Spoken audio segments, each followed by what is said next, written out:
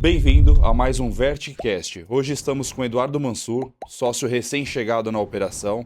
Eduardo é um profissional muito renomado no mercado, tem certificação para o CFP, está estudando para o CFA, formado em diversas classificações no mercado financeiro, passou por bancos, por gestora, por fundos. Edu, bem-vindo. Conta um pouco para a gente da sua trajetória profissional, Obrigado. da tua vida pessoal, da onde você veio, um cara do interior.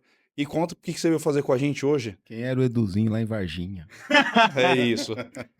Bom, em primeiro lugar, eu acho que muitos mais predicados do que eu traria para mim, mas a gente é a imagem que o outro consome. A gente é dono dela a partir do momento que ela sai da gente. E imagem é resultado também, né? Pode ser uma mentira ou pode ser um resultado. Fico feliz que alguma coisa que eu puder construir de imagem é resultado. Se falar de interior, já vem muito do jeito que a gente lida com as coisas. Vamos lá. Eu vim de Varginha, sul de Minas Gerais, cidade cafeeira, focada no agronegócio, mas também uma cidade com mais desenvolvimento ali na região, sempre foi um polo regional, e eu falo que o desenvolvimento na vida ele vem dos exemplos que você tem do ambiente que você vive, mais que tudo. É isso que te estimula a ser sócio de uma operação, é isso que te estimula a empreender, que dita o ritmo das suas aspirações ao longo da vida e que com certeza comigo não foi diferente. Ali viver num ambiente que você tem um empresariado próspero, muito mais do que a média de um rincão do Brasil. E ver isso na sua cultura, ver isso no seu cotidiano, faz com que você busque o diferente. Aí, pô, vamos lá para a história. Eu sonhava em ser jogador de tênis quando eu era novo, joguei federação, joguei confederação. Não tive nem corpo nem bolso para aguentar a carreira de um tenista profissional. E queria me colocar rápido no mercado de trabalho, a vida do tenista ali, quando chega nos 17, 18 anos, vai ao racha, né? Então ele tem que se decidir sobre o rumo que ele vai tomar. Eu, na época, era considerado, por orientação vocacional que eu pesquisei, porque eu só queria saber de tênis, a olhar para minha qualidade de comunicação, escrita, tal, acabei indo fazer faculdade de publicidade. Falei: "Pô, o centro, pra eu ser um bom publicitário, para eu ser bem formado, São Paulo". Então, já tinha relacionamento, já tinha proximidade com familiares que moravam em São Paulo, acabou sendo um caminho natural. Só que no meio dessa faculdade falei: "Pô, eu quero ganhar dinheiro". Trabalhei em shopping, fui monitor de buffet infantil, dei aula de inglês, fiz de todo bico que um jovem pode fazer, fui estagiário numa agência de publicidade, mas falei: "Pô, eu quero começar a ganhar dinheiro". Entrei em banco. Meu pai trabalhou 21 anos num grande banco brasileiro. Eu conhecia muito do sistema desse banco, inclusive, porque eu via ele trabalhando em casa, via como funcionava e foi um caminho natural. Chegou ali dentro, eu comecei a ter um bom ritmo de desenvolvimento, entrei numa tranche de novatos, num programa de formação que esse banco tinha, e acabei conseguindo, me ambientar no mercado financeiro, mesmo fazendo uma faculdade na área de comunicação. Eu comecei a ver que o rumo da minha vida realmente ia mudar. Paralelo a isso, de novo a questão de ambiente. Pô, eu tenho familiar, eu tenho alguns bons amigos, grandes amigos de vida, que estavam em carreiras do mercado financeiro, em banco de investimento, um formou lá fora, né, e trouxe um pouco dessa cultura. Na época a gente tinha um começo motivado, pela expansão dos escritórios de investimento no Brasil, que estava mudando um pouco a mentalidade do brasileiro de lidar com investimento, de lidar com vida financeira, e nisso aí eu acabei sendo afetado. O cidadão começou a ser afetado e o profissional de mercado acabou sendo afetado também, porque ele pensava diferente. E e nisso aí eu comecei a gostar muito da área de investimentos do mercado de capitais. Sempre tive aspiração de morar nos Estados Unidos quando eu jogava tênis, achava que seria um caminho grande, estudei muito sobre a cultura do país. Por esses amigos acabei conhecendo alguns amigos americanos também, e e fiquei aproveitando desses recursos que eu tive para expandir o meu conhecimento, absorver um pouco das experiências dessas pessoas.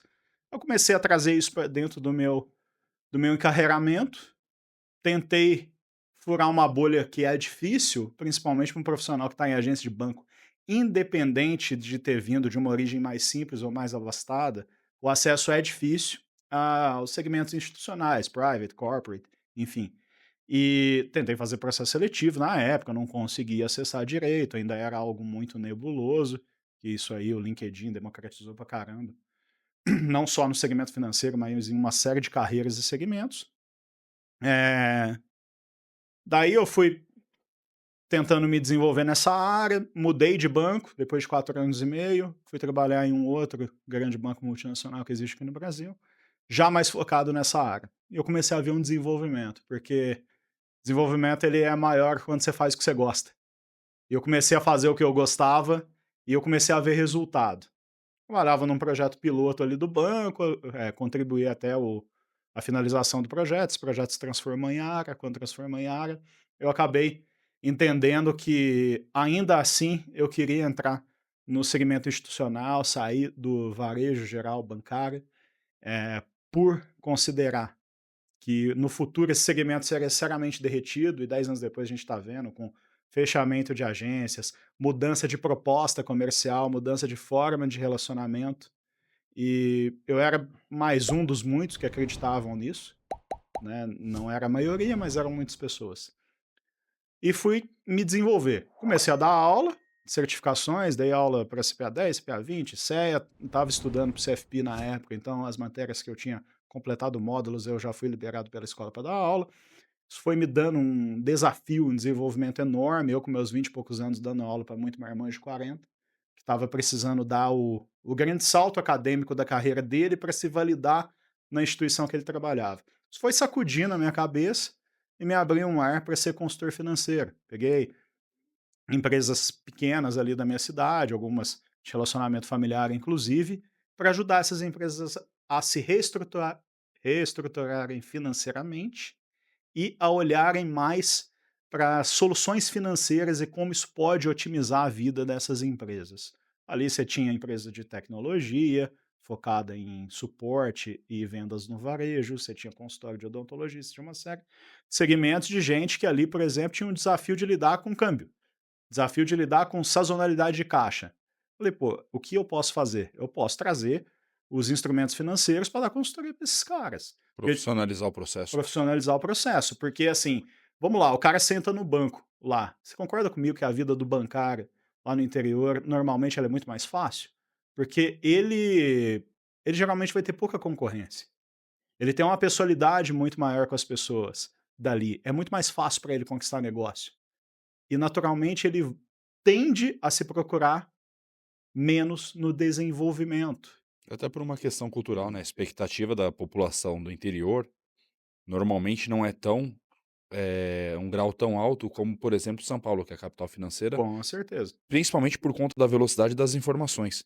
E aí, provavelmente, esse episódio que você está contando era algo do passado, que a internet não era ainda o principal veículo de transitar a comunicação, ou seja, realmente eram culturas bem distintas. Não, com certeza. E isso não é só uma fase, mas é o desdobramento dessa fase também. Então ali, já em 2018, 2020, pô, a gente está falando de um passado recente, mas você ainda tinha pessoas que estavam sendo desenvolvidas por líderes de uma velha geração, de quando não tinha internet como principal meio, de como quando o cliente não era o centro das relações. Então ali eu tive um processo de maturidade muito grande e por uma ambição de vida, de ter mais recursos para realizar mais sonhos, eu desejei voltar para o mercado financeiro, através de um amigo que, se ele escutar, ele vai saber de quem que é, Uhum. que a gente conversava muito sobre desenvolvimento lá no primeiro banco que eu passei. Esse cara aceitou, essa missão na vida dele, ele deu um grande salto de vida. Eu, pela amizade, eu consegui ajudá-lo a estimular isso de alguma forma. E anos depois ele me trouxe uma oportunidade que me ajudou muito a recolocar no segmento bancário, estava numa alta renda dos mais fortes do mercado, fiz um trabalho ali com investidores e, além da carteira, eu percebia que os profissionais me procuravam para pedir apoio mais pessoal, mais próximo do cliente dele. Isso aí foi virando uma Uma chavinha. mentoria. Uma mentoria, exato. Só que, assim como anos antes, eu pensava que o varejo bancário ia ruir de alguma forma. Não é que ele ia ruir, ele ia se transformar de alguma forma que para aquele tipo de profissional que eu era, e meus colegas eram, ia ser a ruína de fato. A tecnologia, ela tomou muito. Eu trabalhei em banco como estagiário, no Ajude Aqui, né? Lembra do Ajude Sim, Aqui? Estagiário do Ajude Aqui? também foi. Ajudava lá o pessoal no caixa eletrônico, cara, não tem mais. Hoje em dia, Exato. o caixa eletrônico está no aplicativo. Pois é. E é o que a gente, pra vocês entenderem, o Eduardo ele tem uma trajetória fantástica acadêmica, certificações. A gente já explica para vocês como é que funciona essas certificações todas aí. Mas um dos motivos da gente ter se associado e ele está participando como sócio do grupo Vertic, que é o Vertic Educacional. O Vertic Cash, ele é um produto do Vertic Educacional e o Vertic Educacional é uma das empresas que a gente tem no grupo de assessores e consultores de investimento da Vertic. O que a gente sente falta no mercado, e foi um dos principais motivos que a gente passou um ano conversando, qualificação. A qualificação do profissional, e não é o profissional estagiário, não é o rapaz de 20 anos que não é Pois qualificado. é. Muitas vezes é o seu assessor que não é qualificado. Então, assim, a gente se preocupa bastante com isso. Dentro da Vertic, o principal ponto é o educacional. No final, a gente vai falar sobre a campanha que a gente está fazendo para montar equipes em desenvolvimento e transição de carreira. Você que quer fazer um estágio, o Edu está aqui para isso, para tocar o nosso educacional, tocar a nossa área de treinamento, o digital, que é por onde você com 20 anos de idade começa no mercado financeiro. Antigamente era estagiário ali no banco, hoje em dia não tem jeito, você vai ter que entender esse mundo financeiro através de uma empresa como a nossa, e é para isso que a gente está aqui, para te formar. Então, tudo isso que a gente tem de vivência no mercado financeiro, com experiência na prática, chão de fábrica, private, alta renda, corporate, e principalmente educacional, que a gente está aqui para fazer. Então, a gente quer que realmente o Edu conte a história dele, a trajetória, que é para você, profissional, que está numa carreira insatisfeita no banco que você está, na corretora, na Asset, sei lá, e queira conversar um pouco mais com pessoas com a cabeça aberta, como a gente tem, e também você que está em início de carreira. É muito difícil você entrar numa empresa que o foco dela seja a tua formação. Com certeza. Muito difícil. E isso, para nós, é um item cultural que a gente não abre mão, né, Edu? Não, concordo. Isso aí até eu acho que eu posso usar a minha experiência como uma liga disso que você está falando. Quando eu estava nesse grande banco, no segmento de alta renda, atendendo uma carteira de investidores bem relevante, maior que muito escritório inteiro, hoje em dia escritórios bons, tá? Não escritórios pequenos, eu comecei a olhar que eu precisava inovar como profissional. Estava fazendo pós-graduação nessa época, conversava com uma colega, e essa colega trabalhava numa empresa que eu achava um negócio, assim, formidável, que era uma empresa que eu falo que é a economia do futuro. É um formato de ela ela é uma instituição financeira que vende infraestrutura tecnológica para originação de crédito, para contas digitais, infra de bancos, análise, e eu tive uma oportunidade de trabalhar lá. Ali, quando eu cheguei lá, gente, eu não sabia nem o que era uma API, que é o produto básico dessa instituição, que Segurança. são APIs financeiras para você se integrar, você que tem uma empresa, enfim, se integrar no ambiente dele e poder distribuir soluções financeiras e desenhar produtos. E, em uma semana eu assumi uma carteira corporate, eu me virei, passei noite sem dormir para aprender. Essa empresa é uma potência nesse mercado, era mais ainda nessa época, agora tem muita concorrência, mas ela continua sendo uma líder absoluta. E ali eu tive um desenvolvimento muito grande de carreira, porque eu comecei a trabalhar na veia com o mercado de capitais. Eu não era mais aquele distribuidor de fundos e de outras soluções financeiras que só lê lâmina, pega uma informação com a área de produtos da sua instituição e fala disso para o cliente final. Eu era realmente o cara que estava participando com os caras que estavam dando vida para grandes fundos, dando vida para soluções financeiras que iam transformar a vida de empresas. Então, aí abraçar a inovação é um caminho sem volta. Eu falei, pô, eu vou virar um profissional de tech, de TI? Não necessariamente. Mas isso é dançar conforme a música. O mundo estava mudando nesse rumo e eu quis mudar com ele. E ali, desse desenvolvimento profissional, eu fui convidado por um empreendedor, tem uma startup de meios de pagamento. Ele estava montando banco digital, eu fui ser head do banco digital. ajudei na estruturação. Ali dentro tinha um escritório de agente autônomo de investimento, e eu comecei a olhar de novo a vida nos investimentos, que foi o que me levou a seguir carreira no mercado financeiro. Eu comecei a ver aquele negócio, eh, passou-se um tempo, eu tive uma oportunidade num escritório focado mais em private, fui trabalhar lá, tive a oportunidade de como eu estava vindo com esse conhecimento de mercado de capitais, de originação de FDIC, etcétera, eu acabei conseguindo assumir uma mesa de renda fixa e e tinha uma necessidade internacional ali dentro, que eu ajudei a desenvolver junto com o head que estava lá. E a custódia foi mais que dobrada em 1 ano, e não foi feito nada de extraordinário. O que foi feito Uhum. foi trabalho ativo em cima do que você vê de propósito. Pô, parece piegas falar isso, mas é verdade. O produto era o mesmo, de antes de eu estar lá e de Uhum. depois de eu estar lá. Mas a atitude fez esse nicho do negócio se transformar. Ajudou bastante, o desenvolvimento foi muito bom e, por fim, cheguei na Vertic. Vamos lá. Existem. Hoje a gente está falando de um cenário muito diferente quando eu comecei a olhar para essa indústria lá em 2012, 13. Hoje, isso é maduro na vida do país. E aí a gente começa a olhar o escritório não mais pelo produto que ele vende, mas pelo que ele é como empresa. Aí vem o que o Marx falou, pô, educacional. Cara, quantas vezes lá nos bancos grandes que eu me via, quando eu ainda era um caixa de 6 horas, que eu tinha mais domínio técnico que o gerente alta renda, o gerente geral da agência. Uhum. Isso não foi uma vez que eu vi, nem 10, foi muito mais. E eu falei: "Cara, eu não sou o maioral, eu só sou o cara que topou estudar um pouco, que topou abraçar essa causa, entendendo que isso te dá um retorno, te traz retorno". Trouxe retorno com credibilidade com clientes, trouxe retorno com realização pessoal, e hoje, na minha opinião, me traz retorno com uma sociedade no escritório que está, dentro do seu núcleo, do seu tamanho, entre os melhores da rede da instituição que é credenciada, com um programa aí que pode ajudar pessoas a crescerem.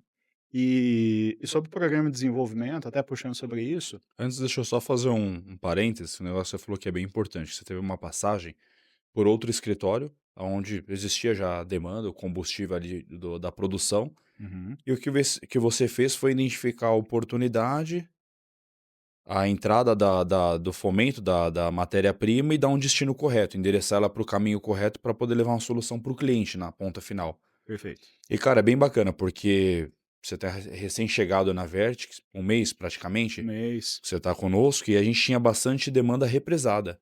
Coisa que pra gente, gestor da operação, comercial, cuida de cliente, cuida de diversos temas dentro da operação, Uhum, acaba não tendo tempo e nem habilidade para aprofundar em cada um desses assuntos para conseguir endereçá-los para o caminho correto. E o que você falou é extremamente importante, porque a tua recém-chegada na operação já traz para a gente uma válvula de tempo, uma habilidade de solução tão grande que da semana passada para cá, de falando em 10, 15 dias, quantos negócios a gente já não conseguiu endereçar para exato. começar a colocar de pé? Falando de coisa que estava parada 1 ano na gaveta. Pois é. O capital humano, ele se transforma junto com a tecnologia. As pessoas têm medo da IA e tudo mais. Cara, tudo são fases. E as fases dão tempo de se adaptar. O aprendizado do ser humano em massa, em população, ele não é tão rápido quanto a gente imagina. Ele tem tempo, porque você tem diferentes perfis ali dentro, cada um vai levar numa velocidade, é assim que você transforma uma cidade, um país. E não é diferente aqui. O capital humano foi necessário. Vocês podiam ter. A Vertic podia ter terminal Bloomberg, que custa $2.000 mês por usuário. Ela podia ter uma inteligência artificial que monta portfólios sozinha, portfólios base, para depois serem ajustados. Mas tinha uma questão ali de gargalo de capital humano com alguém que tinha algum contato referente a isso. O dia tem 24 horas para todo mundo, cara. Exato. E, pô, qual que é a opção do Guilherme, do Marx?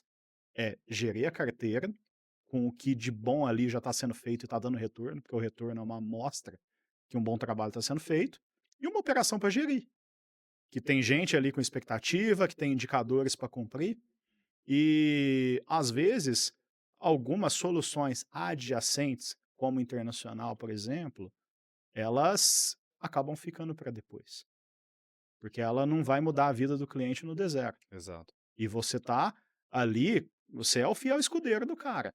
Ele vai precisar de você dedicado ao que muda a vida dele no deserto. Então, a empresa, para ela poder contar com, com algumas mão de, mãos de obra, sistemas e métodos afluentes, ela precisa ter primeiro uma solidez.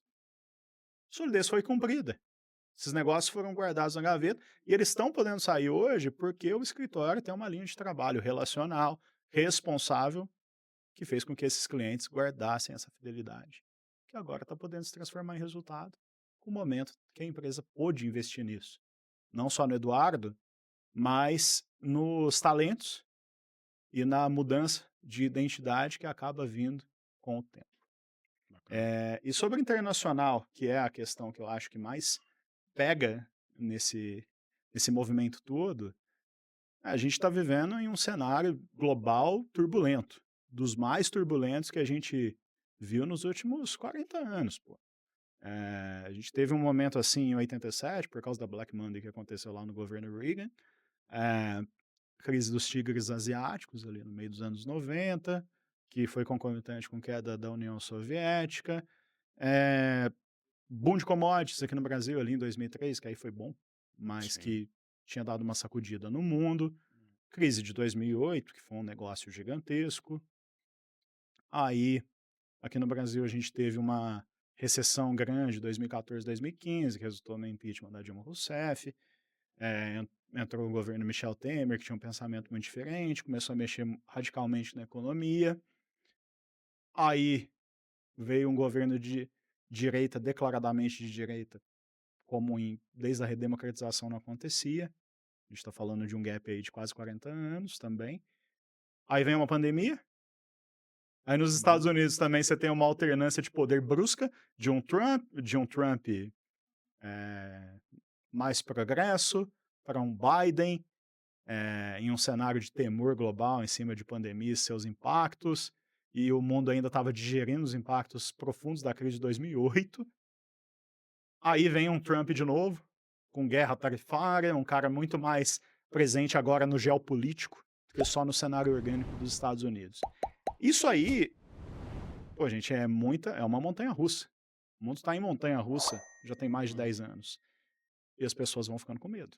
Ainda mais o brasileiro, que é um cara que viu o país trocar de moeda de 5 em 5 anos durante décadas, que viu o governo sair de um cara que era associado à China e à União Soviética, aí vira um militar ultradireita, aí redemocratiza, aí vira centro, e o centro propõe reforma, aí o centro se racha, vem outro governo que não quer as reformas, aí faz um plano real, e todos esses outros eventos que a gente discorreu. Então, pô, o mundo não é calmo, e agora tá muito pior. Ele não vai ser nunca. E não vai ser nunca, é ser humano sendo ser humano. Eu falo que no livro do Orwell, né, A Revolução dos Bichos, pô, é fundamental, a gente continua sendo bicho, a questão é que as formas de competir e caçar mudaram. Vou até trazer uma analogia ao plano de carreira de novo da Vertic. Pô, a gente está trazendo profissionais para se desenvolver num método que dá certo há muito tempo, como o Marx trouxe. Pô, os corretores dos Estados Unidos fazem um programa de pegar o profissional cru, independente do momento de vida dele, para ele aprender, em primeiro lugar, a vender o produto dele. Para vender produto, você tem que acreditar no seu produto. Qual que é o seu produto? Porra, é produto de investimento? É conta? É uma consultoria? É qualquer coisa. A gente está sempre vendendo. Vender é nada mais, nada menos do que a caça do primitivo. A gente sai de casa para caçar. O que a gente vai caçar hoje? Dinheiro e cliente. Independente do que você faz, cara. Você pode ser um programador que fica ali com a cara no monitor o dia inteiro codando Python, que seja. Você vai ter que caçar cliente. Você vai ter que vender o seu produto de alguma forma. Nem que seja para uma empresa de TI que tem clientes finais. A gente bate muito nisso, né? Independente do teu negócio, do médico ao camelô, você vai ter que vender, senão tua lojinha não fica aberta. Com O capital certeza. não gira. Tua cronologia, cara, é extremamente inteligente. Primeiro, parabéns pela tua sequência muito bem declarada, econômica, geopolítica. Imagina, valeu. E pegando essa ponta final pelo período que a gente está hoje, tarifaço, Trump, a gente vê ao mesmo tempo o governo no Brasil, onde a gente mede ali o nível de aprovação e desaprovação, a desaprovação é muito maior. Até quando a gente olha para essa mesma pesquisa feita 1 ano atrás, a gente tem um índice ali bem distorcido. Pensando hoje nos nossos clientes, nos investidores de forma geral, qual que é o risco que você vê para um cliente ter a concentração dele de um patrimônio no Brasil? Não um cliente convencional, vamos deixar a pergunta um pouco mais objetiva. Cliente hoje que tem 3, 4, 5 milhões em patrimônio financeiro Tá. e mais o imobiliário, mais suas casas, seja de veraneio, seja no aluguel, seja habitual. Como que você enxerga hoje essa questão? Por que que eu te pergunto isso antes de concluir minha pergunta? Culturalmente, no Brasil sempre foi um país muito interessante para se investir por conta dos juros. A Perfeito. renda fixa aqui sempre lutou na contramão de todos os investimentos alternativos por trabalhar praticamente sozinha. Sim. Ao mesmo tempo, a gente tem um juros alto atualmente, só que o comportamento do investidor tem mudado ao longo dos anos. Tá. E a gente tem nos deparado com bastante pergunta dos nossos clientes ao ponto que, estou me colocando na posição de cliente. Edu, se eu investir lá fora é só para esconder meu dinheiro? É só para proteger meu dinheiro? Eu ganho alguma coisa com isso? Não é melhor eu ficar na renda fixa do Brasil ganhando 15% ao ano? Bola é Va- contigo. Vamos lá. Antes de falar de rentabilidades, de performance, eu acho que tem que olhar o motivo. O ser humano, a gente fala que é 99% disciplina, 1% motivação. Eu falo que é o contrário. Tô de Porque acordo. você só vai comprar e pagar o preço da disciplina se algo te motiva. Então, vamos lá, o que, que motiva o brasileiro a ter medo do país? Instabilidades. A gente acabou de mencionar um monte aqui, né? Troca de moeda, alternância brusca de governo, alternância dentro de uma gestão governamental de forma brusca também, para vieses. E, e tudo isso traz insegurança. A gente sabe que consistência no longo prazo é o que enriquece. Em primeiro lugar, enriquecer todo mundo precisa. A não ser que você não queira realizar sonhos, que você queira ficar sentado dentro de casa o dia inteiro, com aquela casinha, se cair o reboco da parede, vai deixar cair, até desabar, até você morrer. Então todo mundo minimamente quer enriquecer. Nem que seja subir de um salário mínimo para dois, que seja. Cliente que construiu patrimônio, mais ainda. Ele tem mais motivações. E olhando para o Brasil, vamos lá. A gente falou de impacto de crises, desdobramentos e tudo mais. O Brasil sempre foi um país muito paternalista e assistencialista. Isso vem de uma cultura colonial, isso vem de uma cultura de diversas religiões que entraram aqui, que todas foram muito do equilíbrio relacional, do equilíbrio de aceitação de pluralidades e tal. Então você acaba desenvolvendo paternalismo e cuidado. Isso é bom, isso é ruim? Pô, cada contexto é um contexto. Não tem mérito em cima disso. Mas o fato é que um governo paternalista gasta muito. O governo do Brasil é paternalista. O governo da Dinamarca também. Da Suécia também. São países ultra desenvolvidos, né? Com níveis de renda per capita altíssimos. Mas o que, que acontece? Se o governo gasta muito, cara, ele precisa fazer dinheiro. O Brasil sempre foi o paraíso do rentismo por causa dos juros altos. Então, o mega investidor institucional, que tem bilhões de dólares para investir aqui no Brasil, ele compra renda fixa, cara. Na maioria das vezes, ele fica especulando no mercado de ações, porque as empresas não são desenvolvidas, porque são todas super sensíveis aos ciclos, porque se ele vier investir numa obra de infraestrutura, a fragilidade jurídica do país, em termos de uniformidade de segmento do judiciário, pode fazer uma obra de infraestrutura dele ser embargada por 2 anos. Isso aí ele perde 2 anos de dinheiro. A obra até vai voltar a funcionar. Vai ter que dar 2 anos para o juiz estudar o caso, para ele dar uma opinião, aí pede recurso, volta o recurso, houve testemunha, aí tem jogo da Copa do Mundo, adia a audiência em 2 meses. Pô, nisso aí um empresário perde 2 anos. Então, por essas e muitas outras, o Brasil acaba sendo um país sensível, né, instável. Se eu quero investir, enriquecer e ter consistência, eu preciso de um lugar mais estável. Aí o brasileiro começou a olhar para fora.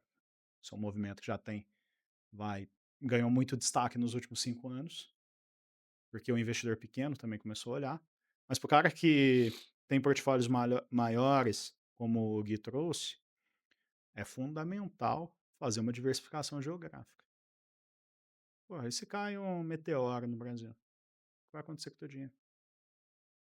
Entendeu? Você vai pro ralo. Ah, mas vai cair um meteoro uma vez a cada 1000 anos. Tudo bem, velho. Tem quanto tempo que não cai um? Pode ser que o milésimo Como a, ano seja agora. como a crise sanitária. Quanto tempo não Crise existia uma crise sanitária, sanitária global? Covid, pô, a gente escutava muitos médicos trazendo analogia com a peste negra, que foi, sei lá, 200, 300 Livros, anos né? atrás. Livros eram as bases de consulta. É isso. E imunidade de rebanho, né? Você tinha que olhar como que quantas pessoas iam morrer, como que iam ser os sintomas, para você entender. Você não tinha recursos avançados de medicina como você tem hoje, né? Medicina farmacêutica. Então, aí a gente começa. Você tem que se proteger da instabilidade. Todas possíveis. Econômicas, jurídicas e as micro também. Às vezes você é empreendedor num segmento sazonal. Pô, eu preciso ter algum lugar. E se minha sazonalidade acontece junto com uma sazonalidade do país? Eu preciso estar ganhando dinheiro em outro lugar também, né? Então, daí a gente tem um ponto. Segundo ponto, de novo vou falar de lei. Lei sucessória. O Brasil é um país que, se a gente trouxer a ética dos filósofos, de Sócrates, principalmente, existe uma ética numa sociedade. Ela pode ser mais alta ou mais baixa. O Brasil é o país do jeitinho, cara. É cultura do brasileiro. E o brasileiro começou a dar jeitinho, inclusive, conjugalmente. Então, o brasileiro faz muito filho fora do casamento. O brasileiro tem relações instáveis. O brasileiro tem amante. São N pontos fora da curva que norteiam uma relação de vida normal do brasileiro. A gente precisa se Empresa é um proteger risco. disso. Empresa é um risco. Sócio que não é comprado com negócio, sócio oportunista. Isso acontece pra caramba no Brasil, gente. Se olhar índices de corrupção feitos por organizações não governamentais, o Brasil é um dos piores do mundo. Questão cultural, né? Questão cultural. Então, tem que se blindar disso também. Então, assim, pô, sucessão. Às vezes vai lá, um cara foi um empresário, teve família estável, mas ele teve, sei lá, um relacionamento que ele ou ela morou junto de um cônjuge por alguns anos. Aí, às vezes, descobre que teve um filho aí no meio do caminho. Não necessariamente por má índole, às vezes foi escondido. Aparece lá na hora do testamento, trava um testamento por 4 anos, tua família não acessa dinheiro. Nenhum nem outro. Custo começa a ficar altíssimo, que aí já não é mais só a vara de família, começa a entrar um processo na vara de família, não é só a vara de Agora civil, sucessão, né?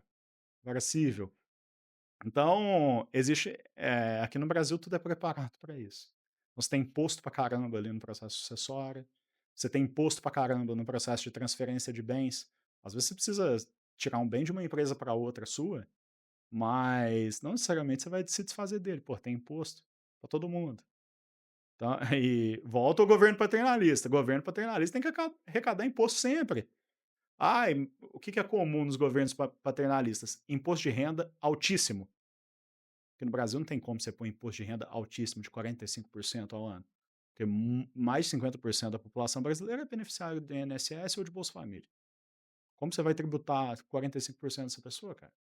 Impossível. Vai fazer uma mortandade de gente. Mesmo porque hoje esses auxílios, falando principalmente da Previdência Social, já é o maior déficit de décadas. Se você Exatamente. aumenta a fonte de arrecadação em cima de algo que já é um déficit gigantesco, você cria uma bolha mais insustentável do que já é hoje. Com certeza. Você encurta muito processo.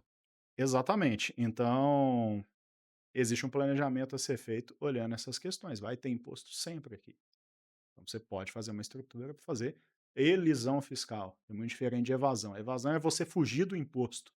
Elisão é você usar uma outra jurisdição para você ter impostos menores. Você não está deixando de pagar imposto, você não está deixando de mostrar seu mérito.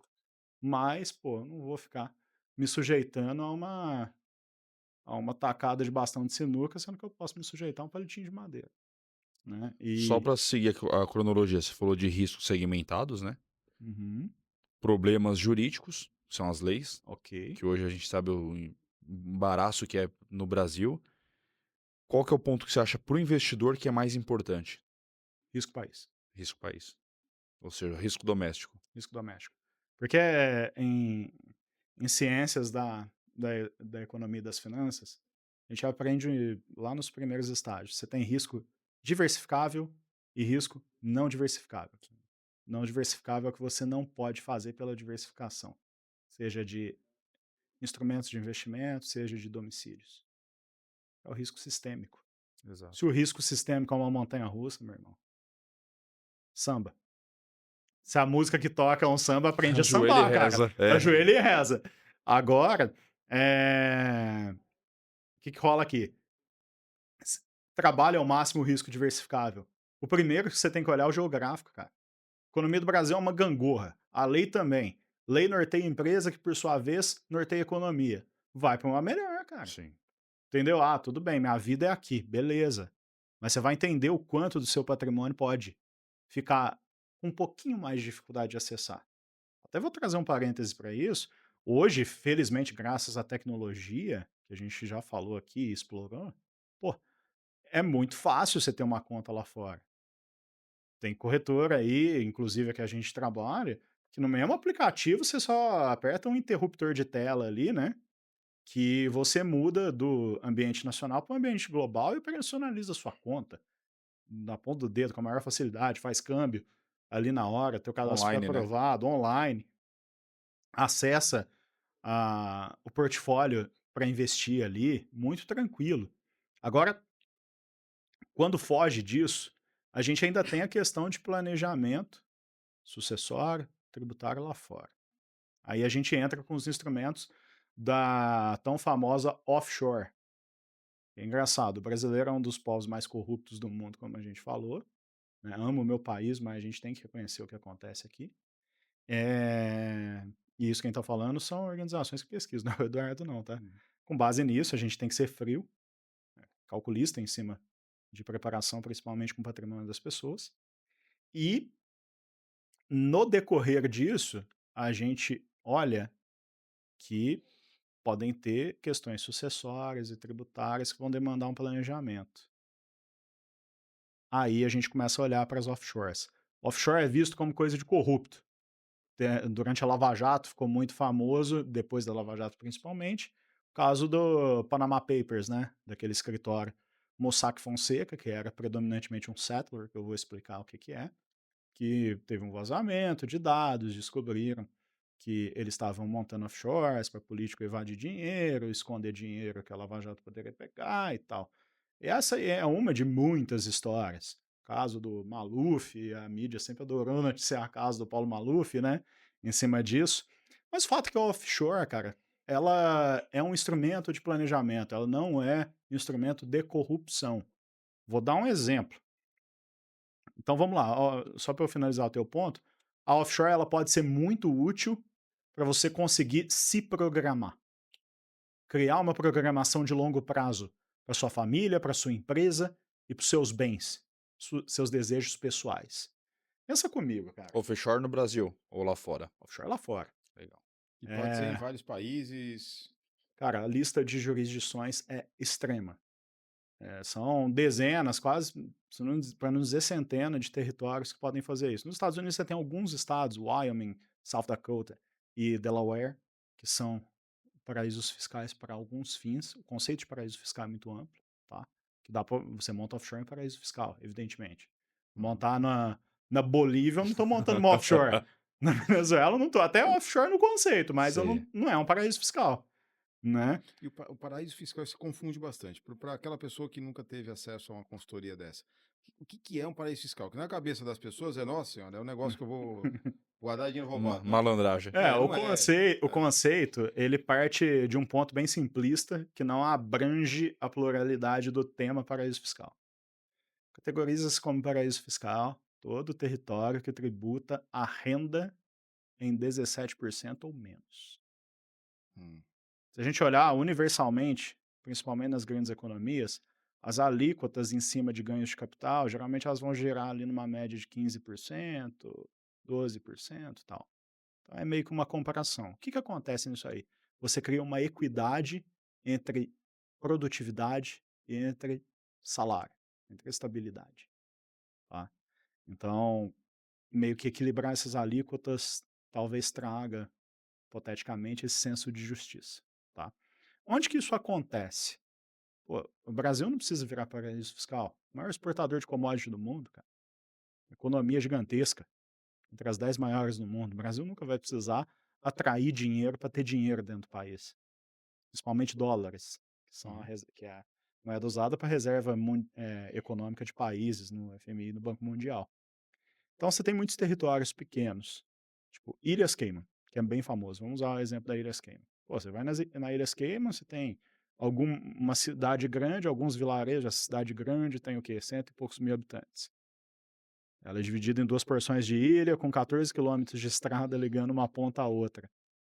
O que a Ilhas Caimã vai fazer? Cara, não produz nada, não tem gente, não tem matéria-prima, não tem nada para fazer uma economia. Tem que ser uma economia de serviços. O que vai se instalar de serviço lá? Ah, eu vou montar meu escritório de advocacia. Ninguém vai lá, velho. O voo para lá é osso. É um território no meio do Golfo do México. Golfo do México? É, Golfo do México. Ou próximo disso. Desculpa a imprecisão geográfica. Você chega lá, você tem que ter algum jeito de... O país é vazio. O Movimentar a governante economia, né? daquilo, no caso, indiretamente é a Coroa Britânica, né? Porque ainda é um território ultramarino da Coroa Britânica. Você vai ter que dar um jeito de enriquecer esse país para ele se manter de pé, manter aqueles... Vamos chamar de índio, aquele povo nativo, né? Índio traz referência de povo nativo, geralmente. Funcionando. Preciso dar um jeito desse povo sobreviver. Então você traz economia financeira. Como? Criando ambiente e liberdade legal para que o dinheiro das pessoas seja alocado ali e exista dinheiro nesse território. Para o território poder girar. Então, isso foi uma decisão de muitos países. O Uruguai foi paraíso fiscal há muito tempo. Hoje em dia, até pode se enquadrar, mas ele tem uma série de restrições por conta de transparência, aceitação e tudo mais. Então, cada paraíso fiscal, cara, ele vai fazendo uma liberação diferente. Então, por exemplo, eu sou um grande empresário que eu consigo montar um fundo dos ativos da minha empresa. Para eu montar fundo, eu vou para Luxemburgo, eu vou para Ilhas Cayman, que são os melhores, a melhor legislação, o melhor arcabouço financeiro, tributário e legal para eu fazer isso. Ah, eu quero montar uma conta PJ simplesmente para eu ter um domicílio offshore.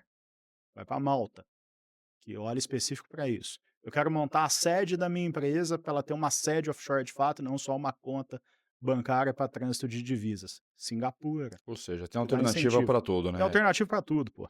E para as pessoas físicas, no caso, Ilhas Virgens Britânicas e Ilhas Cayman são os melhores. Onde você pode montar a estrutura mais simples possível, que é a PIC, Private Investment Company, Companhia Privada de Investimentos. Simplesmente um CNPJ com razão social definida. Você não define razão para uma pessoa física, né? Sim. Então, você monta uma PIC, guarda seu dinheiro lá. Esses lugares têm bolsa? Alguns têm, mas é uma bolsa pequenininha. Só daquele Bolsa ecossistema. regional, né? Bolsa regional. Você falou num ponto importante agora, pessoa física, que é até da pergunta que eu te fiz. A gente tem visto praticamente 50%, 60% hoje dos nossos clientes, vamos usar como referência a estrutura Vertic, Tá. ou já fazendo, ou muito interessado nos investimentos, principalmente nos Estados Unidos. Por ser, acredito, ali a forma mais fácil de comunicação que tem chegado até a população brasileira. Uhum.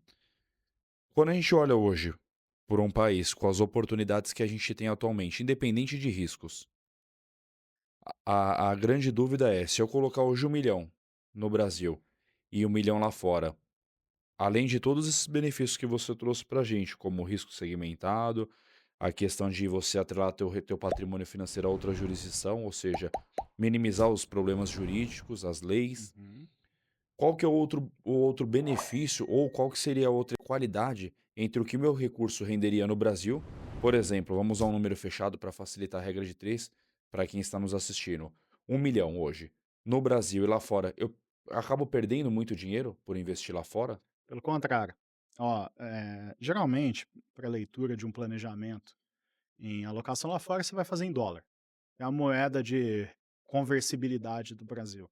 Euro é fácil de fazer, libra esterlina é fácil de fazer, mas o dólar é a base econômica do mundo, não tem jeito. Se a gente olhar dólar mais um ativo que renda 4% ao ano, desde 2014, o CDI, que é indexado à taxa de juros local, a Selic over, Ele rendeu 169,8% desde 2014. Então, CDI 160, 170, vamos É, arredondar. 170. E é uma média fixada de 9 a 10% ao ano essa taxa. Legal. Tá? Dólar mais 4 rendeu 301,9% nesse período. Por que trouxe esse rendimento para um investidor brasileiro que fez isso naquela época? Pô, porque o dinheiro do Brasil não vale nada, cara. O real, se você olhar a nota de R$ 100, hoje, em termos efetivos, ela vale 18. 18 não, 12, né? Exato. Porque a inflação comeu tudo, o poder. Não adianta, cara. O Brasil não é uma economia desenvolvida. Ele está sujeito a esses riscos. Ainda mais com tudo isso que a gente falou, de delicadezas que existem no país. Então, pô, você usa rentabilidade nominal, ou seja, meu investimento paga 10%, meu título paga 10% ao ano. É só um dos detalhes. Então, você tem rentabilidade em cima da variação cambial, você tem rentabilidade em cima do imposto a menos que você paga, que você vai estar economizando, um imposto de renda de 27,5% para um imposto de renda de 10%, às vezes 4%, 2% ao ano, na PIC, num território como esse que eu mencionei, BVI ou Bermuda, Ilhas Cayman, enfim. E detalhe, num CNPJ, né? Que hoje a gente No sabe que no Brasil, CNPJ. além de não ter diversos incentivos, falando dos investimentos mais tradicionais, como LCA, LCI, que são os Uhum. bancários, e até os créditos privados, hoje o CNPJ ele não tem esse benefício. E a Pois gente é, sabe que a carga tributária, dependendo da configuração desse CNPJ, chega até 34%. facilmente. Então, além de você conseguir todos esses benefícios, surfar a valorização cambial, mais o índice que você atrelou na alocação, ainda conseguir reduzir tua carga tributária, é fantástico. Pois é, lá você incentiva a empresa, você incentiva o cara que declara o propósito, até porque é a única coisa que você tem que declarar para ele, cara.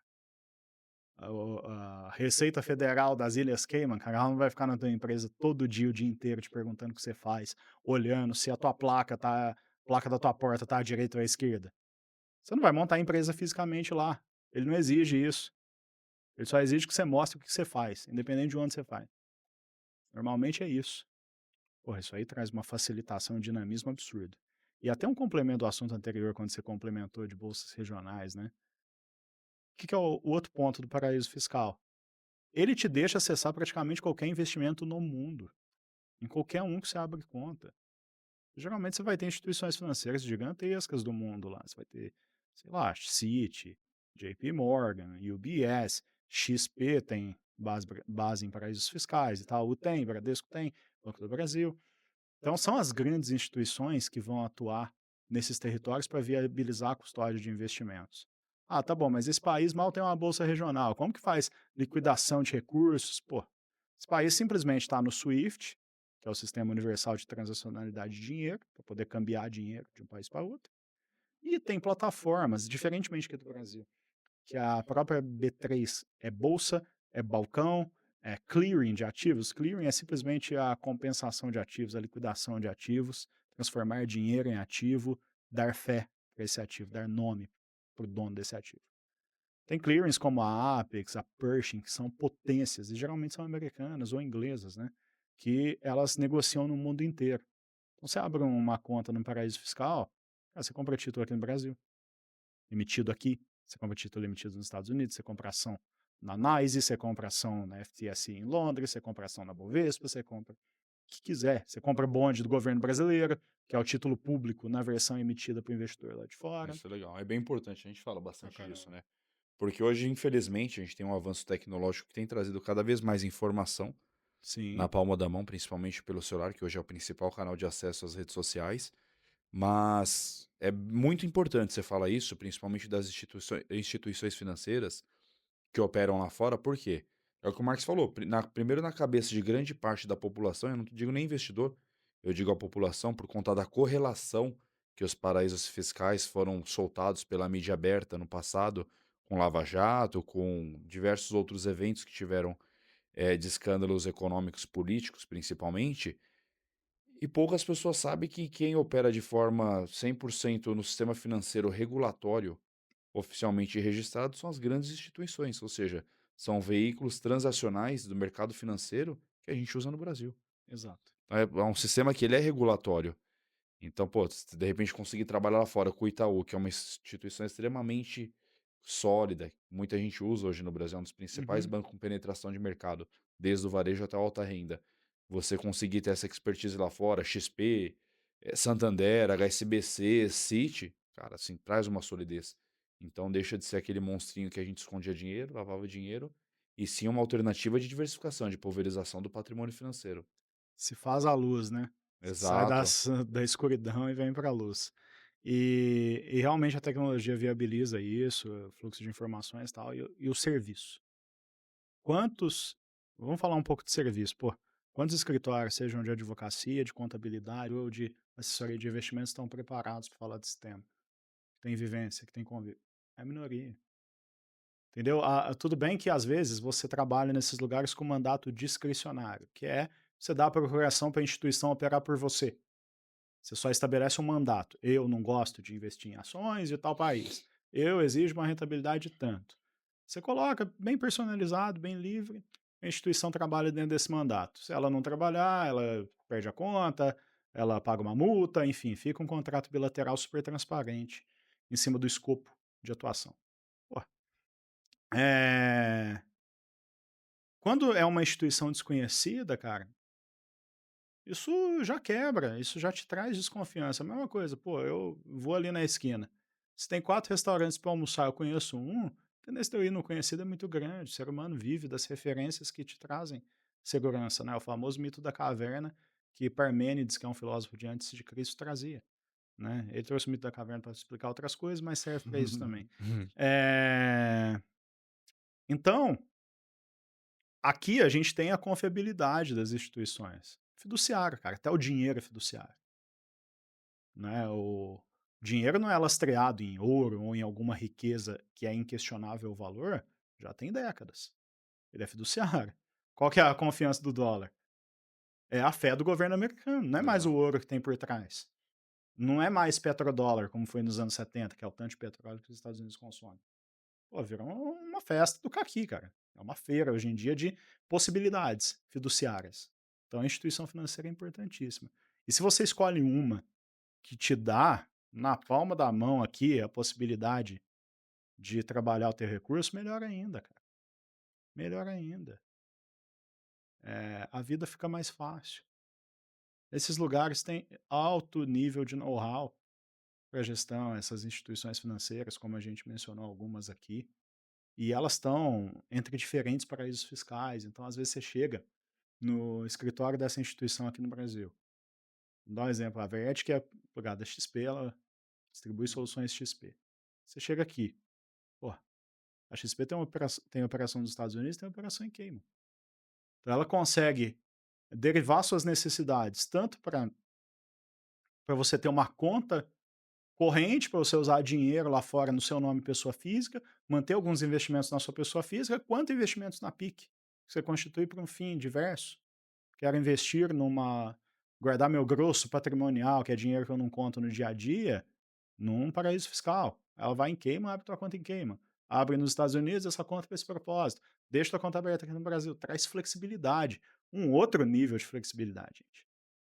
Né? Você pegar. Isso começou na Inglaterra, né? Praticamente toda a ex-colônia inglesa, você vai olhar, geralmente vai ter um Standard Chartered, um Royal Bank of não sei o que seria o equivalente ao Banco do Brasil de cada país. Até Guiana, aqui do lado, deixou de ser colônia inglesa nos anos 60, 70, tem Royal Bank até hoje. Canadá continua na coroa britânica, tem Royal Bank of Canada até hoje, geralmente o modelo deles é muito parecido. Standard Chartered, Hong Kong já foi entregue em 97 para a China, o Standard Chartered continua lá, inclusive imprimindo dinheiro, porque não tem banco central. Então, a fidúcia das instituições, cara, é um negócio muito mais profundo do que a gente imagina. E poder trazer isso, esse conforto, para o investidor é muito grande, cara. Às vezes a fidúcia de uma instituição financeira é maior que a de um governo. Então, é realmente muito importante isso na escolha. E até porque essa instituição vai te ajudar com os outros serviços que você tem quando você vai montar uma offshore. Vamos lá. Quando eu vou montar uma offshore, eu tenho que escolher o formato dela. Ela pode ser uma PIC, pode ser uma trust. A PIC, como a gente disse, é companhia de investimento privado, né? Ela serve para guardar investimentos, você abrir conta de investimento ou fundo exclusivo lá fora. Uhum. A trust ela é para fins de planejamento. Então, geralmente eu vou fazer uma trust para fins sucessórios.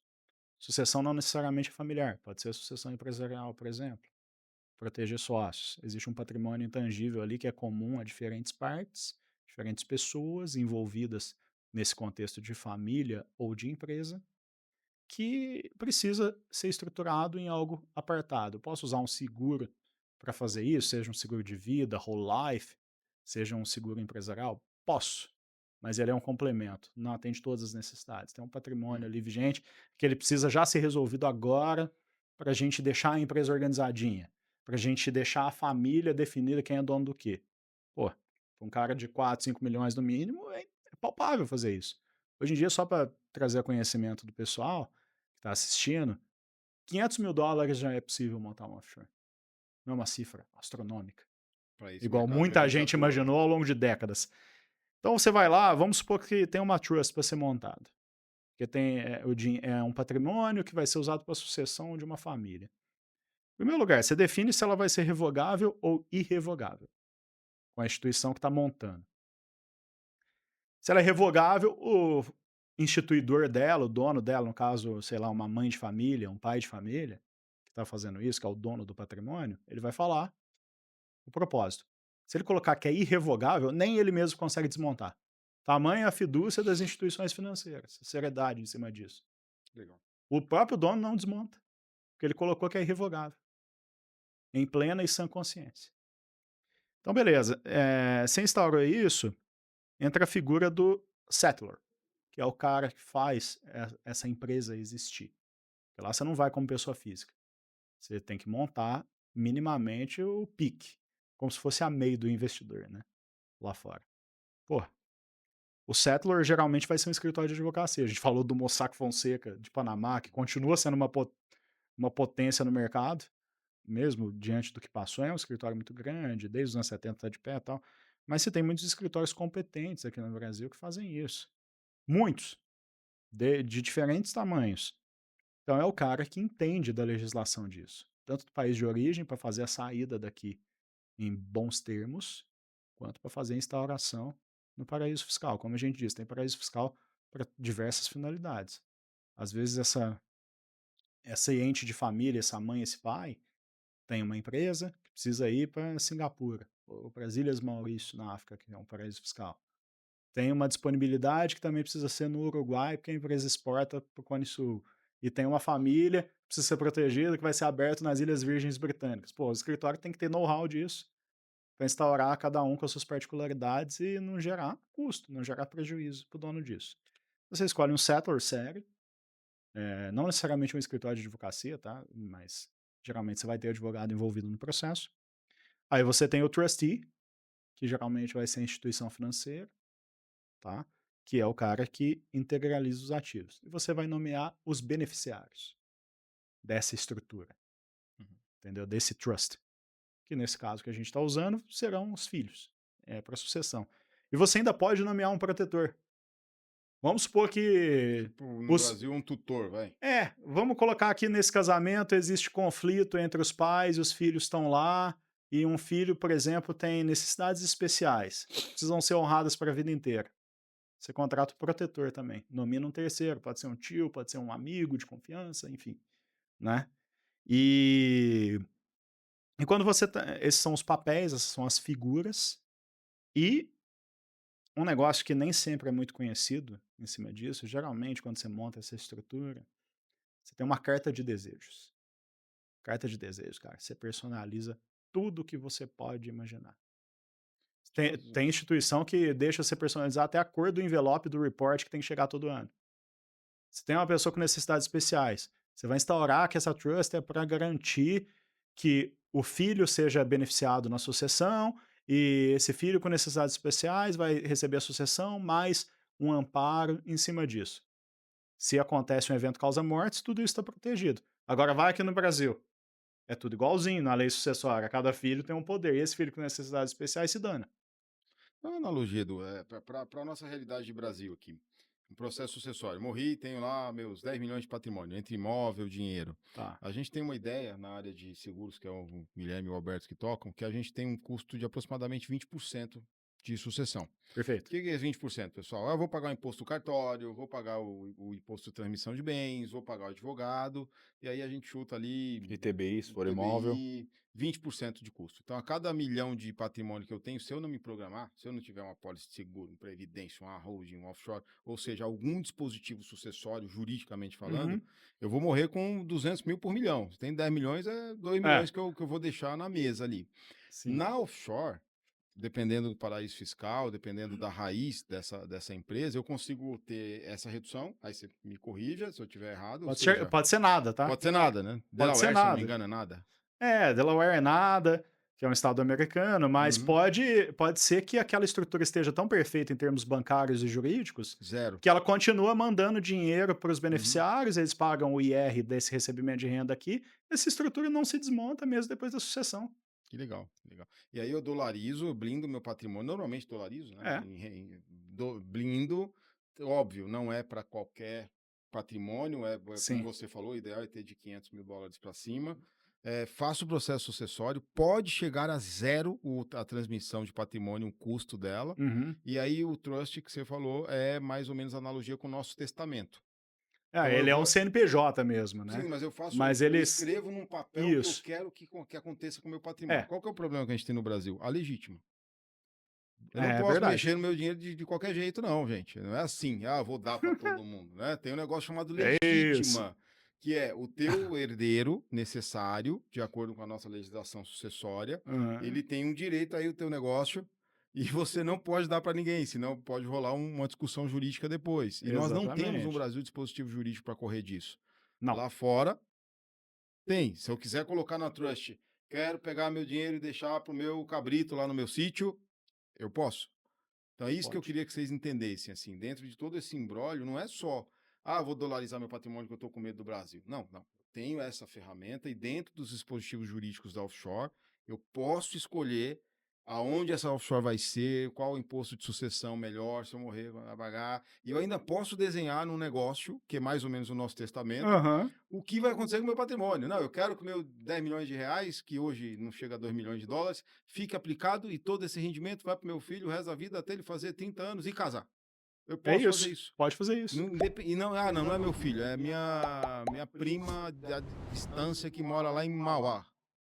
Posso fazer isso. Pode ser até o Guilherme, se o cara ama o Guilherme, porque é um grande amigo, é um assessor Pode deixar dele, pra pode ele. dar. Então, é essa síntese que eu queria trazer para vocês, que assim, isso nós prestamos, essa assessoria no Sim. Grupo Vertic, temos parceiros que fazem todo o operacional, mas o mais importante é não passar por perrengue, não passar por dificuldades, não deixar de entender que existem possibilidades de você fazer uma gestão do teu patrimônio, juridicamente falando, muito melhor do que simplesmente ouvir o que nós aqui no Brasil temos a dizer. Quem tem mais de 500 mil dólares de patrimônio pode buscar e falar com a gente aqui nas redes sociais pessoais, entrar no nosso site, pedir a reunião com o assessor que a gente vai te dar esse apoio. Por isso a existência do Eduardo. Ele não só toca a área de offshore, câmbio, investimentos no exterior, que é legal falar um pouquinho de alocação também lá fora, mas também o nosso digital. Imagina você, com 20 anos de idade, começar a tua carreira com esse grau de entendimento sobre o mercado financeiro. Não só entender do tesouro direto, né? Entender sobre outras coisas também. Isso é legal. Isso é legal. Volta àquilo que a gente discutiu no começo do papo, o ambiente, né? O ambiente transforma. Existem alguns filmes de mercado, tipo Lobo de Wall Street, que é baseado numa história real, Boiler Room, que é um dos primeiros filmes de sucesso do Van Diesel, os Wall Street lá do Michael Douglas, tanto de 87 quanto de 2008, que eles mostram o ambiente. Evidentemente, filme tem um pouco de surrealismo, né? Mas mostra a realidade do desenvolvimento do profissional, né? Vou colocar esses filmes aqui na descrição do vídeo, tá? Inclusive o Em Busca da Felicidade. A Procura da Felicidade traz muito disso. Isso. E, diferentemente desses outros que eu mencionei, ele traz no contexto pessoal. Como que esse cara lutou com a carreira, como o Chris Gardner era correto na oferta com os clientes dele. Esse cara estava despejado, morando no banheiro de uma estação e não produtor cliente. Isso aí é um problema muito sério aqui no Brasil, né? No mercado financeiro. Nunca produtou um cliente dele. Fez Tinha, correto. assim, tinha $10 na carteira, emprestou 5 para um prospect dele pegar um táxi. 1 ano depois, esse cara virou cliente. Era um mega de um cliente. Que legal. Que, inclusive, era um dos donos da corretora, que ele virou sócio. E ficou milionário. Multimilionário. Olha só. Então, realmente, a offshore tem que ser encarada de outra forma. Não é um negócio para corrupto, é negócio para organização. Tudo bem, esses países são livres o suficiente para dar viabilidade para um corrupto. Mas existem paraísos fiscais e paraísos fiscais. A Suíça era um dos piores em termos de vista legal, porque ele era super obscuro. Suíça, ninguém nem entrava, cara. Chegava um regulador lá, os caras davam até um sumiço. Né? Hoje em Sumiu só dia, mesmo. é talvez a jurisdição offshore mais transparente que existe no mundo. E ela, inclusive, colabora com a FATCA, que é um regulamento de lei sobre tributações e transparência em cima de investimentos, que todas as instituições sérias que operam no mercado de câmbio seguem. Foi criado no governo dos Estados Unidos, né? É uma emenda. Uhum. E a Suíça hoje colabora proativamente com o FATCA. Mudou da água para o vinho. Bacana. Tá? Essa a gente acompanhou durante e a Lava esse, Jato ali. exato. E agora, vou dar um exemplo final, eu acho. A gente estava falando muito de risco país. O que salvou o dinheiro do argentino dos 22, 23 anos de turbulência governamental que ele teve foi o Uruguai. Que era aquela offshore do lado, que antes da internet ele conseguia pegar uma balsa de Buenos Aires ali para a colônia de Sacramento e aí acessar Montevideo e fazer uma offshore. O argentino se salvou dolarizando patrimônio. Ai, mas Eduardo, o dólar tá caindo, o Trump tá tentando desvalorizar o dólar, existem N teorias que podem ser levantadas em cima disso. Só que o fato é o seguinte, escutei isso de um cara que talvez é um dos maiores experts políticos numa instituição parceira nossa que fez evento. Hedge no mundo. Hedge, para quem não sabe, é o conceito de se proteger. O primeiro é o ouro, que é o metal de valor mais inestimável e líquido do mundo. E cheio de finalidades. Cara, o segundo não é a Bitcoin. O segundo é dólar. É ter dólar. Esse tema Bitcoin é interessante. Porque assim, moda. Em estatística a gente estuda a moda, né? O número que mais apareceu numa série. E aí existem conceitos que viram moda. Sim. Nós não vamos falar em muita profundidade sobre as criptos no geral, mas é uma coisa que eu sempre falo para os clientes, né, os investidores que a gente dá assessoria. Virou uma espécie de reserva de valor, mas não o Bitcoin, mas não se compara com a segurança, liquidez e clareza que tem o ouro. De jeito E nenhum. nem o dólar. Ainda não. Pode ser que a gente, né, se engane. Uhum. Nos próximos anos isso vire, mas o que eu vejo muito é uma convicção demais de quem está buscando informação no Google e no YouTube. Não é assim. Eu peguei casos de investidores que chegaram para a gente via redes sociais assustados. Nossa, mas como assim? É um negócio tão bom, tão seguro, era uma reserva de valor que eu tinha feito. Eu botei tem meio. Cara, né? Tem especulação, tem preço, tem que tomar cuidado. Qual o tamanho da população global hoje? 6 bilhões de pessoas? Talvez, sei lá. Uhum. Como que você vai fazer esses bilhões de pessoas entrarem em consenso sobre alguma coisa? Porque o que é o hedge? É algo que existe um consenso. Você consegue transformar em dinheiro ou em mercadoria em qualquer lugar que você pisar. Uhum. Porra, hoje em dia só existem 2 consensos no mundo: ouro e dólar. O euro talvez seja um pouco, a libra esterlina um pouco, o franco suíço, as moedas conversíveis. Mas o negócio é o dólar, cara. Porque todos os países do mundo têm de 50% a 80% das suas reservas internacionais em dólar. O professor Paloni explicou pra gente, o dólar é o seguinte, o petróleo é negociado em dólar. Isso. Quando ele para de ser negociado em dólar em algum lugar, vai aparecer uma guerra. Com certeza. Uma coisa vai acontecer. Não vai ficar assim. Exato. Vai acontecer um conflito territorial e as coisas vão ficar ruins. Então ele é negociado em dólar e acabou. É isso. Isso aí veio nos anos 70. Protecionista, né? Isso veio nos Mundial. anos 70 justamente por causa da Segunda Guerra Mundial. Depois da Segunda Guerra, acabou teve o Bretton Woods lá, acabou com a lastreabilidade do dólar em padrão ouro. Primeiro consenso. Depois da Segunda Guerra, os Estados Unidos saiu ganhando. Então é o dólar que manda, porque ele é o único que tem moeda forte. Os outros países ali dos aliados não tinham moedas tão fortes quanto.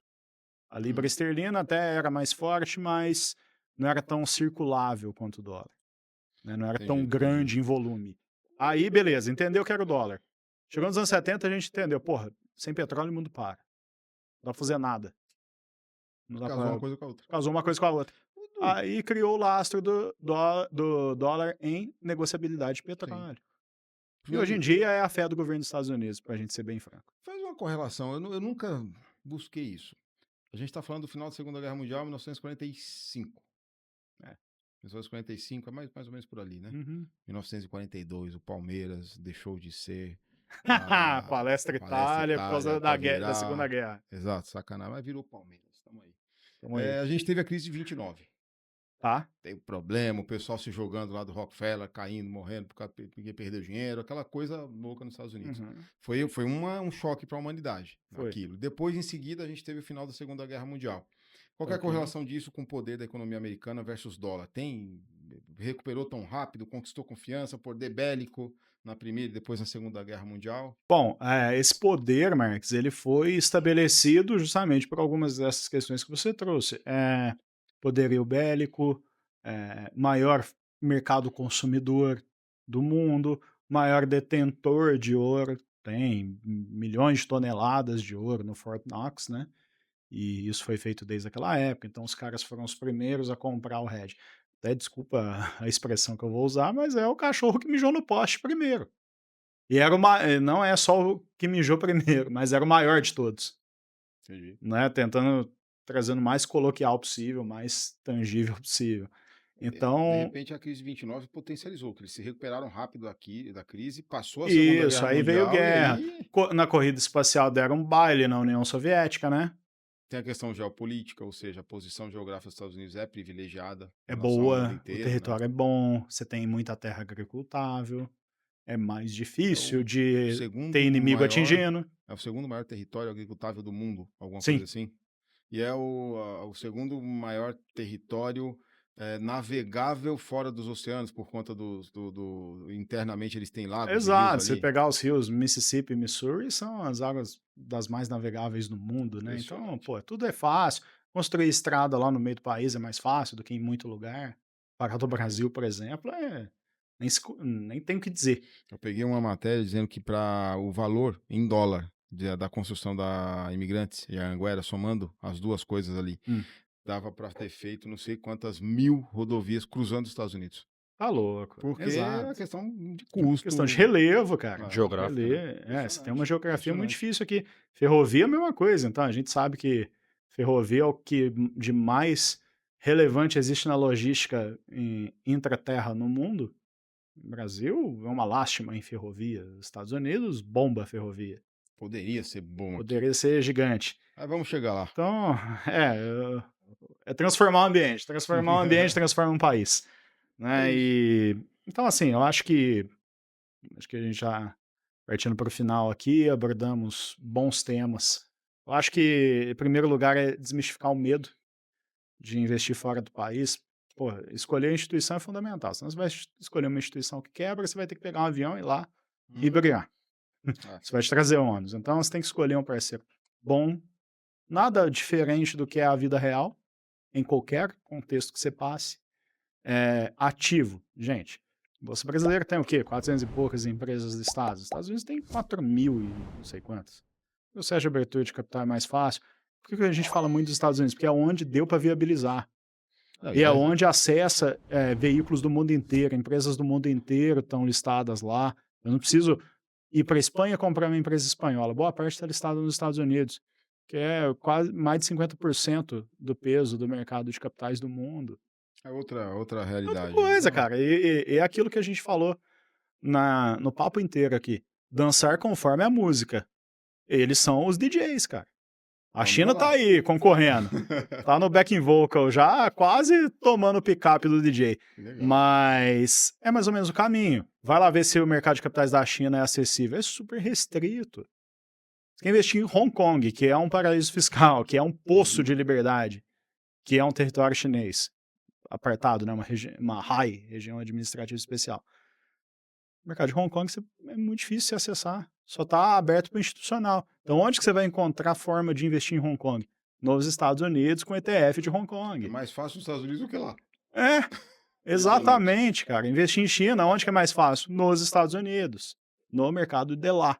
Então é onde você vai encontrar soluções, cara. A gente, por exemplo, na Vertic, através de parceiros, a gente teve acesso até para o cliente que investiu no paraíso fiscal a um portfólio de real estate real ligado ao desenvolvimento de uma região em North Miami Beach. O fundo é 100% imóvel. Pô. Dólar, aí falando de eficiência tributária, você investir lá, o portfólio deve dar dólar mais 18. Ele tem veículo nacional. Se for no veículo nacional, considerando taxas, tributos, tudo que custa, constituição do instrumento aqui, isso cai para dólar mais 12. 6% por ano, gente. Coloca isso numa janela de 10 anos. Loucura. É muito dinheiro. É muita coisa. Então, só um exemplo cabal aqui da eficiência. Diversificação, fundamental, cara. Índia, por exemplo, a gente colocou, a gente comentou muito com clientes durante o ano passado, principalmente sobre a Índia. Tava economia pujante, mais cresce no mundo. Onde você vai investir em Índia? Cara, até é por ETF listado nos Estados Unidos. Ninguém entende nada de Índia no seu indiano, cara. Um território muito nebuloso. Vai comprar uma ação de uma empresa indiana. Primeiro que você vai ter que abrir conta lá. Qual que é a única forma de você acessar esse mercado? Por um ETF, captura o mercado da Índia, que está onde? Nos Estados Unidos. Tem BDR listado aqui na B3 desse ETF? Tem. Né? BDR é a forma de você acessar um ativo que está listado em outro país, aqui no Brasil. Mas vai olhar a liquidez do BDR. Nem sempre você vai conseguir fazer a compra, fazer a venda, porque não é tão líquido. Lá você coloca a ordem em segundos, ela executa. O mercado é extremamente líquido. Então, pô, é o único mercado que você vai acessar o mundo inteiro e, assim, por conta disso, provocou instituições financeiras brasileiras, como a que é a nossa parceira, para colocar isso no aplicativo, pô, ali dentro. Você tem cartão de débito global da conta, eficiência, serve para todo mundo. No mesmo aplicativo a gente tem a carteira de investimentos Brasil e a conta digital de Brasil, carteira de investimentos lá nos Estados Unidos e a conta digital nos Estados Unidos. Exato. Que legal. De forma bem apartada, isso que é legal. No relatório, quando a gente vai bater com o cliente, ele é bem separado ali. Apesar de estar no mesmo contexto, no mesmo app aqui no celular, mas você consegue enxergar, tangibilizar diferente. Exatamente. E eu falo que investir lá fora é um processo. Você entrar numa plataforma de investimento, você vai ver que tem muito veículo, veículo, a gente está falando do fundo, né? Veículo de fundos que são lá de fora, né? Como, por exemplo, sei lá, vou pegar um que eu gosto muito, Oaktree Global Credit, que é o fundo de crédito maior do Howard Marks, que é um dos maiores investidores do mundo. Oaktree Global Credit é um fundão lá nos Estados Unidos, que é o fundo dele, está aberto ao mercado. Aqui no Brasil tem veículo. Veículo dá para investir com R$500, líquido em D12. 12 dias, o Rapidinho. dinheiro está na tua conta. Se precisar resgatar, não é nem líquido, né? Porque geralmente fundos mais sofisticados têm liquidez maior. Nem isso acontece. E você pode acessar o veículo dolarizado, inclusive. Você ficar com, não só comprar o portfólio, mas a exposição do dólar, porque o veículo é de lá, está listado aqui. Então é só uma forma que você tem. Nas plataformas tem um monte de instrumento assim. É muito fácil de acessar. Então, às vezes, tem medo de mandar para lá, de fato, o dinheiro. Começa gradativamente. Acessa daqui. Acessa Legal, daqui, legal. entendeu? Porque tem um planejamento a ser feito. Primeiro lugar, você vai para os Estados Unidos, cara, lá tem um imposto sucessório enorme, 40%, porque não tributa muito a renda, então tributa em outro lugar. A sucessão tem um tributo muito caro, então às vezes não dá tempo de você constituir uma offshore, fazer um planejamento lá, seja como pessoa física, conseguindo visto, fazendo a comunicação de aposentadoria e tudo mais. Então você faz um plano de vida que começa com o instrumento, começa acessando o instrumento, o veículo. Uhum. Depois você acessa a jurisdição, aí a vida só vai crescendo, cara. Tudo na vida é adaptação. Então acho que isso é um ponto relevante. A gente falou Ô, de Du, pegando um gancho rentabilidades. pegando um gancho na diversificação, se a gente Vamos for lá. parar para pensar hoje, no Brasil a gente consome 60, 70, acho que 72% do nosso consumo médio, ele já é em dólar. E a gente não para para Concordo. perceber. Desde tecnologia, vestuário, alimentação, combustível, e a gente não para para pensar. E tem um exercício que eu tenho feito com alguns clientes ali, que são ainda um pouco resistentes a essa questão da diversificação, Se a gente hoje, por exemplo, pegar para olhar que a população, de forma geral, a população global, gira em torno de 8 bilhões, Tá. desses 8 bilhões, para vocês terem ideia, 2,2 bilhões usam Facebook, que agora é a Meta. Uhum. Quando a gente olha a principal moeda que gira em torno do Facebook e Meta, é o dólar. E a segunda é o euro. Então, pô, você já está consumindo em dólar e não está percebendo, só que você ganha em É real. verdade. E por que também não rentabilizar o patrimônio que você ganhou em real em dólar para que ele se equipare ao longo do tempo? Porra, É, essa é uma provocação é, fenomenal. é um tema para a gente puxar pra uma próxima com o Edu, com certeza, mas o nosso arroz e feijão é em dólar, né? A gente come É arroz em e feijão dólar, a gente come arroz e dolarizado, feijão em dólar. E é aquilo, cara. Se a Meta tá fazendo isso, quantos bilhões de pessoas tem no guarda-chuva da Meta? Por Facebook, Instagram, Hoje é o maior WhatsApp? gestor. Todo mundo acha 2,2 bi. que gestor é o Esse cara mexe mais que muitos Papa. governos. Ele mexe Exato. com o mundo mais que muitos governos. Na Esse verdade, cara hoje ele acredita induz o no mundo para dólar. onde ele quiser. Se a gente acha que um presidente é a maior autoridade, o Papa e algum outro, uma entidade religiosa, não é. Não É é? o Zuckerberg. É o que nos Ele Estados tem Unidos chama embaixo de do... Big Money. Exato, embaixo do guarda-chuva dele ele tem 2,28 bilhões de pessoas ativas. Exato. Ele é maior que bancos, ele é maior que países. Muitos, né? Boa. Já deu para perceber o nível de assessoria que você tem hoje como cliente da Vertic. E você que ainda não tem uma assessoria desse nível, que eu acho que é a maioria, redes sociais, entra no nosso site, marca uma reunião com os nossos assessores. Nesse tema, o Edu vai entrar com você. E, de novo, quem está querendo começar a carreira no mercado financeiro, fala com a gente. Tem vaga postada no LinkedIn, dá para entrar via redes sociais também. E é isso, eu queria agradecer, foi um bate-papo Valeu. espetacular. O Edu vai segurar esse tema, offshore, câmbio, formação educacional. Toda vez que a gente quiser bater esse papo, você vai Ah, vir exato. E aqui, o tá Gui deixou convidado. até um gatilho. Eu falei, pô, que eu dei consultoria financeira há muito tempo. Como que essas empresas pequenas conseguiram ter funding, dinheiro em caixa para salvar na pandemia e encher o estoque? Porque elas ficaram expostas em fundo cambial com caixa à vista dela durante todo o tempo, na devida proporção do que ela tinha em dólar. Então, por É exemplo, isso. uma memória de computador da empresa de tecnologia. Quantos por cento do preço dela é afetado pelo dólar? Então, esse percentual não estava num CDB ali, ele estava num fundo cambial. Vocês têm Esse que ter cara essa corrigiu o proteção. dinheiro ao longo do tempo. Você Entendeu? tem Por que ter. eu ponho o meu dinheiro no CDB e ganho o CDI? Juro. Eu valorizar meu dinheiro ao longo do tempo, de acordo com a minha economia. Boa Mesma coisa parte, do dólar. boa parte da memória RAM que ele vende lá não é economia Brasil, é economia Estados Unidos. Eu tenho que me proteger de dólar. Acho Verdade. que desse episódio ficam alguns recados para você que é profissional, está começando no mercado, está em transição de carreira, querendo entrar no mercado financeiro, está já no mercado financeiro, mas não está satisfeito ou tem curiosidade de saber um pouco mais como que funciona o modelo autônomo. Clica no link que vai aparecer na tela, nos sigam nas redes sociais, interajam que a gente entre em contato contigo. E a última provocação vai para você, investidor. Se existe ainda alguma resistência de pegar o teu real e diversificar em outra moeda, ou se desta conversa surgiu alguma curiosidade, nos procure, porque você já está consumindo o teu dinheiro em dólar e perdendo força, mesmo que ele esteja aplicado no Brasil, em renda fixa. Ficamos à disposição. Obrigado pelo episódio de Obrigado. hoje.